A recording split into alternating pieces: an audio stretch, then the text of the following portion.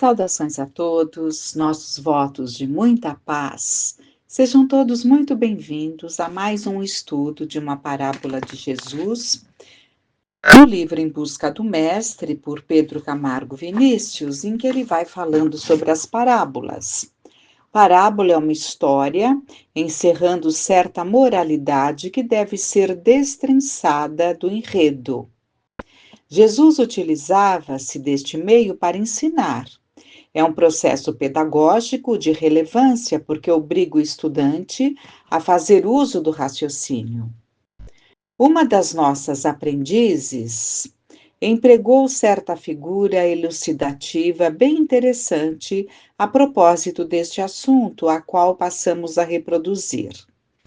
O avô ensinava o evangelho aos seus netos. Chamando a atenção de um deles, perguntou-lhe: "O que vês na parede da frente?" "Vejo uma sombra", retruca o interpelado. "E você?", continuou o velho instrutor, dirigindo-se a outra criança. "É um cachorro. Distingo a cabeça, o corpo, e a cauda." Então, vamos lá. O primeiro, para quem ele perguntou, para o primeiro neto, ele disse que viu uma sombra, né? O outro, uma outra criança, já via um cachorro. Ela conseguia perceber naquela sombra, né? Ela conseguia perceber a cabeça, o corpo e a cauda. Em seguida, um terceiro acrescenta: "É cachorro policial. Vejo o formato e a posição das orelhas." Concluiu então o avô: "É isso mesmo. Um de vocês apenas viu a sombra projetada na parede pela estatueta de cerâmica que aqui está sobre a mesa. Outro distinguiu que era um cachorro. Outro finalmente ajuntou que se tratava de um cachorro policial." As parábolas são assim. Uns dizem que são historietas, outros que são casos interessantes cujo enredo prende a atenção, e finalmente outros descobrem a moralidade ou ensinamento que a narrativa oculta em suas entrelinhas. Comecemos pela parábola mais conhecida e que tem sido muito comentada, a do filho pródigo, incerta no Evangelho Lucas, capítulo 15.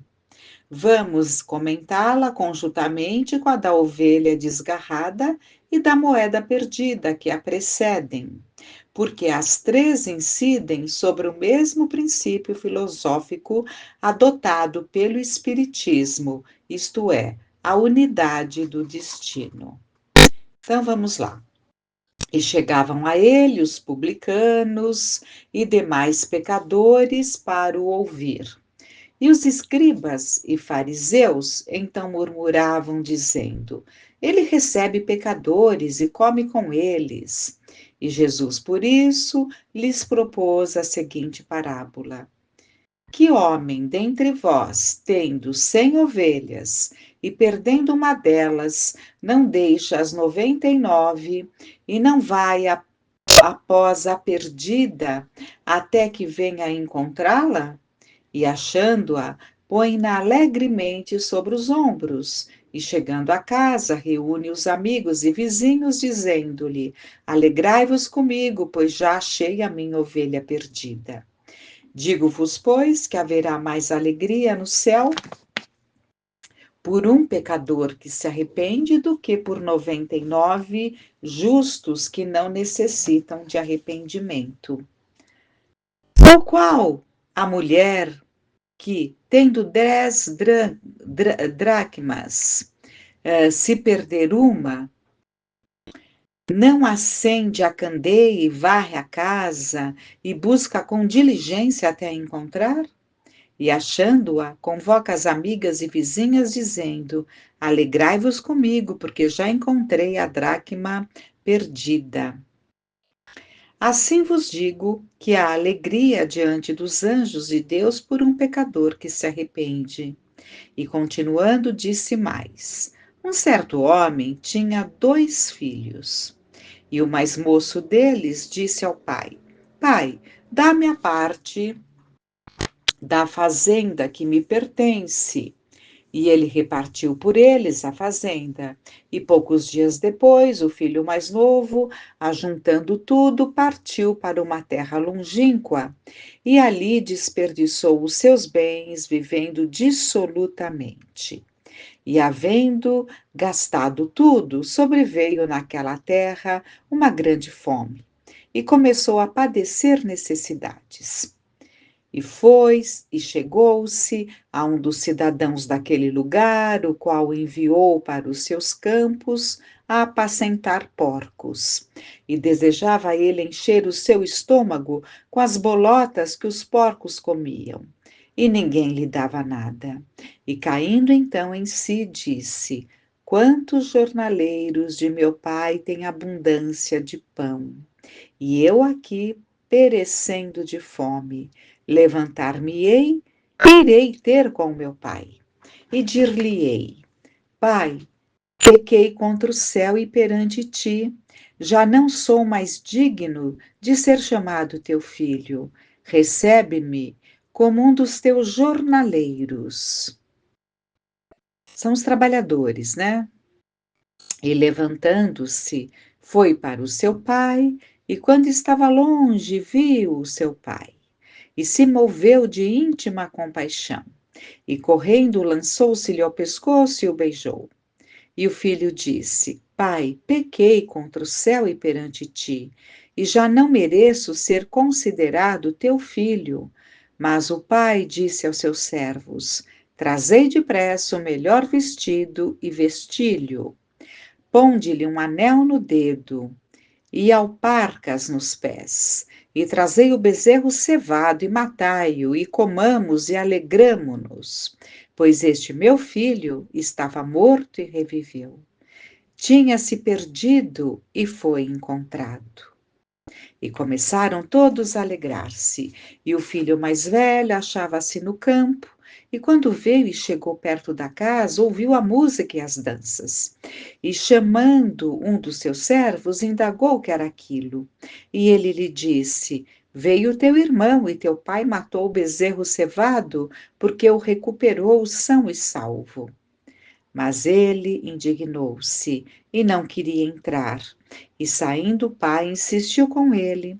Mas respondendo ele, disse ao pai: Eis que te sirvo há tantos anos, sem nunca transgredir as tuas ordens, e nunca me deste um cabrito para alegrar-me com os meus amigos. Vindo, no entanto, esse teu filho, que esbanjou a tua fazenda, com as meretrizes, mataste-lhe o bezerro cevado. E ele lhe disse: Filho, tu sempre estás comigo, e todas as minhas coisas são tuas. Mas era justo alegrarmos-nos e folgarmos-nos, porque este teu irmão estava morto e reviveu, e tinha se perdido e agora achou-se. Conforme verificamos, o ponto central destas três parábolas é a unicidade do destino. De fato, é o que se depreende claramente do caso do pastor que, tendo 100 ovelhas, deixa no campo 99 e vai à procura de uma que havia se perdido. O mesmo sucede com a dona da casa, que, tendo 10 moedas, perde uma, aflita por isso, ela remove suas mobílias, varre todos os cômodos até encontrar aquela que perdera. Comentando o desfecho desses acontecimentos, o mestre concluiu: Assim eu vos digo que há mais alegria no céu por um pecador que se arrepende do que pelos 99 justos que não carecem de arrependimento.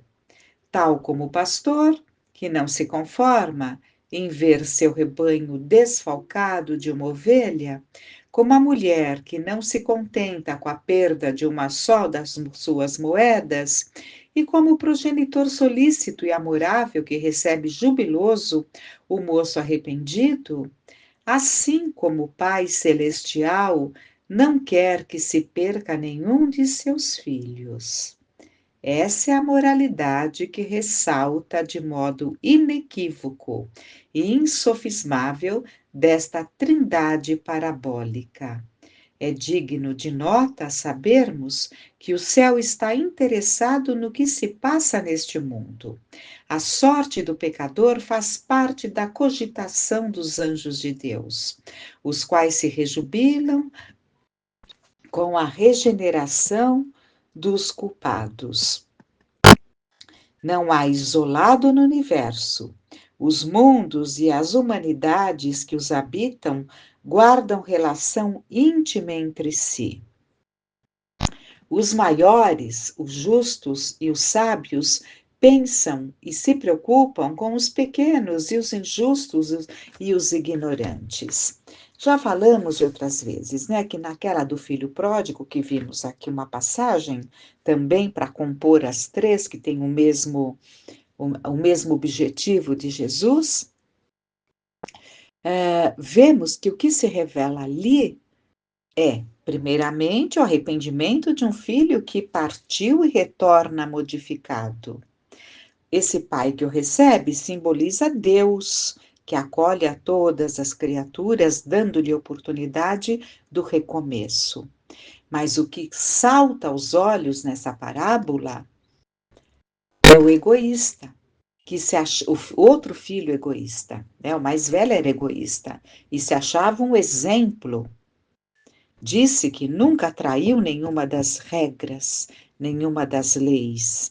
Ou seja, ele representa todos aqueles que se sentem escolhidos por seguirem determinadas regras e não perceber que há criaturas incapazes de sair fora de uma regra, incapazes de fazer algo que contrarie as leis, mas ao mesmo tempo incapazes de dar o seu coração, incapazes de alegrar-se com a alegria do outro, incapazes de alegrar-se com o retorno do irmão. E como ficou mordido de ciúme, achando que o pai daria mais atenção àquele que transgrediu a sua vontade, mas retorna arrependido. E ele ali, fiel, né? E nunca teve aquelas honrarias que o arrependido teve. Mas é justamente o coroamento da lição de Jesus. Que o céu se alegra é da vontade de meu Pai, que nenhum pequenino se perca. E em verdade vos digo que mais contentamento traz achar a ovelha que se desviou do que as 99 que ficou sobre os montes, porque as 99 já estão no caminho, né? Então a alegria é buscar aquele que se desviou. Essa circunstância animadora, diz Vinícius, ninguém está abandonado nem esquecido. Tudo pende para a unidade suprema que é Deus. Comentemos agora de que modo particular a parábola do filho pródigo. Dentre todas as imaginadas pelo mestre, é a mais conhecida e a que tem dado margem a publicações de vasta literatura. Realmente trata-se de uma lição tocante, que fala a nossa alma e sensibiliza o nosso coração. É geralmente sob o aspecto sentimental que essa magnífica página evangélica tem sido vista e explanada. Mas não é somente debaixo desse prisma que devemos encará-la. Cumpre que a aprofundemos, tirando da sua estrutura as grandes verdades que encerra. Comecemos pelo seu título. Seria mais acertado a denominarmos o pródigo e o egoísta. Considerando que o seu enredo gira principalmente em torno dos dois, personagens que encarnam aquelas duas modalidades de indivíduos. Apenas 3 figuras aparecem neste conto evangélico: o pai e os 2 filhos. No entanto, só se tem comentado o procedimento de um dos filhos, o mais moço, o pródigo, e nada mais se diz sobre o outro filho, o mais velho, o egoísta, o maior pecador. Vamos, pois, trazê-lo à baila, pois é protagonista importante cuja conduta deve ser meditada. A simples leitura do texto percebemos que aquele pai é Deus. Seus filhos representam os homens, os pecadores de todos os matizes. O mais moço personifica os que se entregam desvairadamente aos prazeres sensuais, concentrando na gratificação dos sentidos todas as suas aspirações, consumindo em bastardos apetites as riquezas herdadas do divino progenitor. Empobrecido e arruinado, faminto e roto, material e espiritualmente, acaba reconhecendo-se o único culpado de tamanha desventura. O responsável, em suma, pela penosa situação em que se vê. Arrependido, resolve procurar os penates abandonados insensatamente, voltando para junto do seu lugar de filho e herdeiro de todos os bens e prerrogativas paternas. A história deste moço encarna a odisseia dos pecadores que se encarnam neste orbe. Devaneios, aventuras, busca de prazeres, aspirações malogradas, tendo como consequência desapontamentos, dores e angústias. Em seguida, arrependimento, regeneração, retorno a Deus. Entre os dois extremos, prodigalidade e egoísmo, encontra-se a grande série de pecados e errôneas que os homens cometem. Aliás, grandes séries de pecados e errôneas que os homens cometem. O final ou remate de toda a trajetória do espírito, através das encarnações e reencarnações, das provas e expiações, porque vem a passar, é um só: confissão de culpa, o arrependimento e a consequente reabilitação pela dor e pelo amor. Ninguém se perde. Não há culpas irremessíveis. O desígnio divino é um só. A porta da redenção jamais se fecha. Está sempre aberta aos pródigos e aos egoístas arrependidos de todos os tempos. Né?